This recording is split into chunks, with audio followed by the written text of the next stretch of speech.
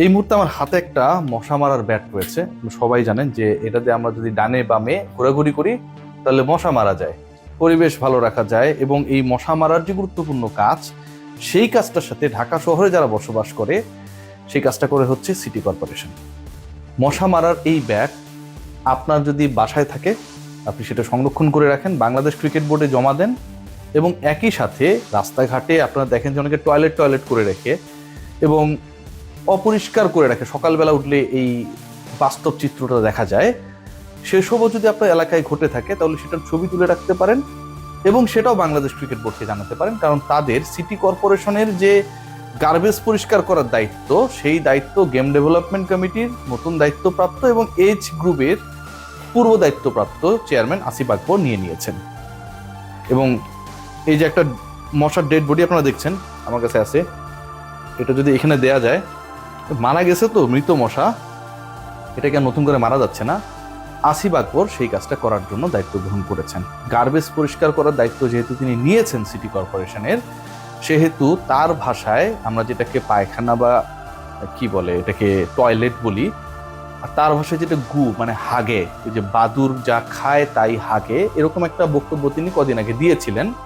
তিনিও সকালবেলা দু একবার মনে হয় সেটা করেন, তো সেটাও পরিষ্কার করার দায়িত্ব তিনি গ্রহণ করেছেন। আমার কাছে মনে হয় যে এটা একটা multiple skilled person Asif Akbar, যিনি এই কাজগুলো করতে পারেন। এবং যেই কাজগুলো এখন থেকে আপনার আমার কোনো টেনশন করতে হবে না, বাংলাদেশ ক্রিকেট বোর্ড শেরে বাংলা ক্রিকেট স্টেডিয়ামের যে অফিস সেখানটায় জানিয়ে দিলে চলবে। আসিফ আকবর নিশ্চয়ই আপনার বাসায় ব্যাট নিয়ে অথবা গু পরিষ্কার করার যে বেলচা আছে না, সেগুলো নিয়ে পৌঁছে যাবে। আর যদি তার কাছে না থাকে আপনি সেটা দিয়ে সাহায্য করবেন। অবশ্যই তার থেকে দূরে থাকবেন। যিনি গু পরিষ্কার করে তার কিন্তু ভাই আশপাশে গন্ধে থাকা যায় না, গন্ধ ছড়াচ্ছেন। বাংলাদেশ ক্রিকেট বোর্ডের গন্ধ সব দিকে ছড়ানোর দায়িত্ব নিয়েছেন আসিফ আকবর।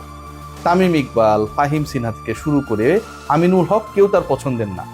আবার যখন সুযোগটা পান ঝোঁক বুঝে পোল্টি মারতেও তার দেরি হয় না। কদিন আগে আমিনুলকে নিয়ে তিনি যে বক্তব্য দিয়েছেন, ক্রীড়া প্রতিমন্ত্রীকে নিয়ে যে বক্তব্যগুলো দিয়েছেন, সেই বক্তব্য হচ্ছে তুচ্ছ তাচ্ছিল্য করা। এবং পরবর্তী সময়ে আরেকটা টকশোতে গিয়ে পোল্টি মেরে তিনি বিএনপি করেন, আমিনুল তার ছোট ভাই। আমিনুল কখনো বলে না, আমিনুল কখনো বলে নাই, আমিনুল হক কখনো বলে নাই যে আসিফ আকবর তার বড় ভাই, তিনি তার ছোট ভাই, তার হাত ধরে রাজনীতি করেছেন। একলা একলা আসিফ আকবর সেই বক্তব্যগুলো দেওয়ার চেষ্টা করেছেন এবং সেই বক্তব্য দিয়ে তিনি বোঝানোর চেষ্টা করেছেন, মশা মারলাম, যদিও এটা আসিফের কাজ ছিল। 72 ঘন্টা ময়েশ্চার লক সমৃদ্ধ লিলি বডি ওয়াশ, শিয়া বাটারের গুডনেস স্কিন রিপেয়ার করে রাখে সফট ও গ্লোয়িং। আসিফ আকবর, অত আকবর টাকবর বলতে ইচ্ছা করে না, আসলে তার বংশে কোনো শাহজাহান কিংবা থাকে না, হুমায়ুন ছিল কিনা সেটা তো আমি জানি না।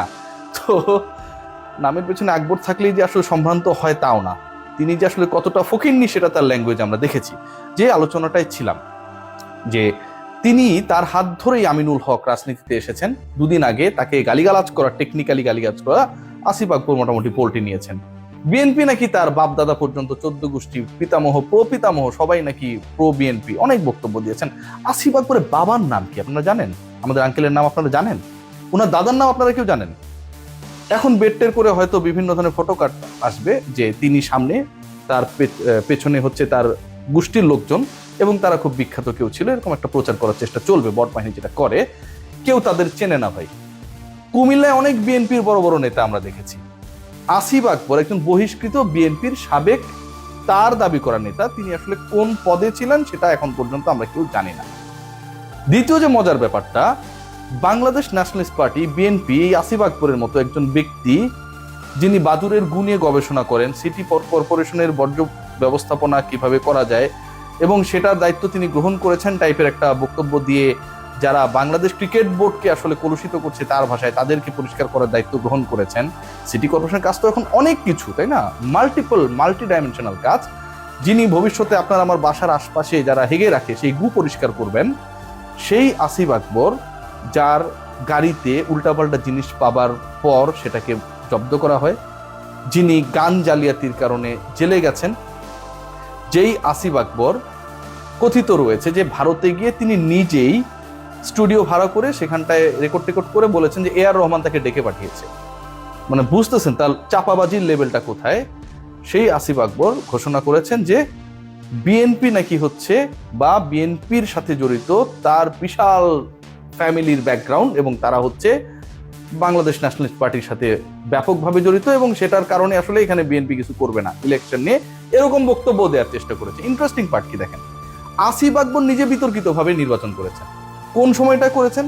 যেই সময়টার বিরোধিতা স্বয়ং বিএনপি নিজে করেছে। কোন সময়টা? সবশেষ সময়টা। এতই যদি তার বিএনপির প্রতি প্রেম প্রীতি, তাহলে ওই পার্টিকুলার ইলেকশনে, বিতর্কিত ইলেকশনে যেখানটায় তিনি নিজে প্রেজেন্টও ছিলেন না, সেই নির্বাচনে আসিফ আকবর কিভাবে নির্বাচিত হবার লোভে দাঁড়িয়ে গেলেন? বিএনপি সমর্থন ছিল, তারেক রহমান বলেছিল, আমিনুল হক বলেছিল, আসিফ আকবরকে তার ছোট ভাই আমিনুল হক ফোন করে বলেছিল যে আসিফ ভাই আপনি দাঁড়ান, আপনি যদি দাঁড়ান তাহলে বিএনপির ইজ্জতটা 2 ইঞ্চি উঁচু হয়ে যাবে। হয় নাই। সুযোগ সন্ধানী আসিফ আকবর তখন ঠিকই ডিরেক্টর হওয়ার জন্য সেখানটায় গেছেন। সুযোগ সন্ধানী আসিফ আকবর, ধান্দাবাজ আসিফ আকবর, যিনি ভবিষ্যতে সিটি কর্পোরেশনে হয়তো গুয়ো পরিষ্কার করবেন, সেই তিনি এখন বলছেন আমিনুল তার ভাই, যখন তিনি মন্ত্রী হয়ে গেছেন। ইন্টারেস্টিং পার্ট, কিন্তু আমাকে অনেক মশা ডিস্টার্ব করছে আশপাশে। এরা হয়তো জানে না যে আসিফ আকবর আমাদের পরিচিত কেউ, এবং যে কোনো সময় আমার বাসা বা আমার এলাকায় আসলে এই মশাগুলোর খবর হয়ে যাবে। ফাহিম সিনহা নাকি তার ভাতিজা। আসিফ আকবরের নামের আগে পরে আমি কোনো সিনহা কোনো কিছু পেলাম না, খোঁজার চেষ্টা করেছি, আজকে গুগল করেছি, চ্যাট জিপিটিকে জিজ্ঞেস করেছি, কোনো কিছু নেই। ফাহিম সিনহা তার ভাতিজা, এবং তিনি তার বাবার মতো না ধান্দা করার জন্য বাংলাদেশ ক্রিকেট বোর্ডে গেছে। ফাহিম সিনহাদের পুরো ফ্যামিলির টোটাল ফিনান্সিয়াল ভ্যালু আপনি জানেন? কোনো ধারণা আছে? কোনো ধারণা নাই আসিফ আকবর। এবং আসিফ আকবর বলেছেন ফাহিম সিনহার বাবা তাকে অনেক স্নেহ করতেন, সেটাও আমি খোঁজ নিয়েছি, এবং সেই খোঁজটা নিতে গিয়ে খুব ইন্টারেস্টিং কিছু তথ্য পাওয়া গেছে। সেই তথ্যটা হচ্ছে যে যখন থাকে না পারিবারিক গেট টুগেদারের যে সময়গুলো আমরা কাটাই বিভিন্ন সময়, ঈদে কিংবা হচ্ছে অন্য যে অকেশনসগুলো থাকে, তখন অনেককে আমরা বলি যে ঠিক আছে তুমি একটু আমাদের এই সময়টাকে সুন্দর করার জন্য একটু গান গেয়ে দিবে। আসিফ আকবর তখন 4-5 হাজার টাকার বিনিময়ে সেখানটায় গিয়ে গান টান গাইতেন। এই হচ্ছে চাচা ভাস্তার সম্পর্ক বিটুইন আসিফ আকবর এবং ফাহিম সিনহা। নামের শেষে আকবর থাকলে যেমন সম্ভ্রান্ত হওয়া যায় না, টক শোতে গিয়ে বাজে কথা বলেও খুব বেশি ভদ্র হওয়া যায় না। বাদুর নিয়ে তিনি একটা তত্ত্ব দিয়েছেন এবং বাদুরের সাথে তিনি একটা গোষ্ঠীকে তুলনা করেছেন। তার মানে এই বাজে তুলনাগুলো তিনি শুরু করেছেন, বাট আমি তুলনা করব না। আমি এই মুহূর্তে বাংলাদেশ ক্রিকেট বোর্ডের যে সিচুয়েশন সেটাকে আপনাদের সামনে একদম পরিষ্কারভাবে তুলে আনতে চাই। আর একটা মশা, সেই সিচুয়েশনটা হচ্ছে বাংলাদেশ ক্রিকেট বোর্ডের এই মুহূর্তে আসলে খুবই খুবই গুরুত্বপূর্ণভাবে এমন একটা জিনিস দরকার যেটা তাদেরকে বিপদের অনুমান করতে পারবে। এটাকে আমি ছোট করছি না, আপনারা সবাই জানেন না ডগ স্কোয়াড, র্যাবে কিংবা হচ্ছে বাংলাদেশের যে গোয়েন্দা সংস্থাগুলো রয়েছে তাদের হয়ে বিভিন্ন প্রজাতির বিদেশ থেকে আনা কুকুরগুলো কিন্তু ব্যাপক হেল্প করে, কারণ তারা যেখানটায় বিপদের গন্ধ সেই ব্যাপারে মোটামুটি প্রশিক্ষিত, এবং তারা বাহিনীর সদস্যদেরকে সেই ইনফরমেশনটা তাদের মতো করে জানিয়ে দেয় যে এখানটায় যাওয়া যাবে না, অস্ত্র আছে, গুলি আছে, ইয়াবা আছে, মদ রয়েছে, এই ব্যাপারটা জানিয়ে দেয়। বাংলাদেশ ক্রিকেট বোর্ডের সামনে যে বিপদ রয়েছে সেই বিপদের গন্ধের জন্য বাংলাদেশ ক্রিকেট বোর্ডে এরকম বিশ্বস্ত কুকুর দরকার, যে বিপদের গন্ধ শুকে মোটামুটি ঘেউ ঘেউ করলে বাংলাদেশ ক্রিকেট বোর্ডের কর্তারা বুঝতে পারবে যে আসলে বিপদ আসছে। সেরকম কেউ কি হওয়ার চেষ্টা করছে? বিভিন্ন জায়গায় যেসব আওয়াজ পাচ্ছি, বাদুর তত্ত্ব তিনি দিয়েছেন, হাগা তত্ত্ব তিনি দিয়েছেন, আমার কথা নিশ্চয়ই তার গায়ে লাগার কথা না, আমি তার নামও বলছি না। হয়তো এরকম কিছু একজন কাউকে একজন দরকার যিনি আসলে ওই বিপদের গন্ধটা শুকে ঘেউ ঘেউ করবেন, এবং একই সাথে ওখানটা যদি হেগেও দেন সেটা নিজেও পরিষ্কার করবেন সিটি কর্পোরেশনের দায়িত্ব নিয়ে। সেই ব্যক্তিটা হবার চেষ্টায় কি কেউ রয়েছেন বিভিন্ন জায়গায় যিনি ঘেউ ঘেউ করছেন? কে সে? গেস করুন তো। সবাই ভালো থাকবেন।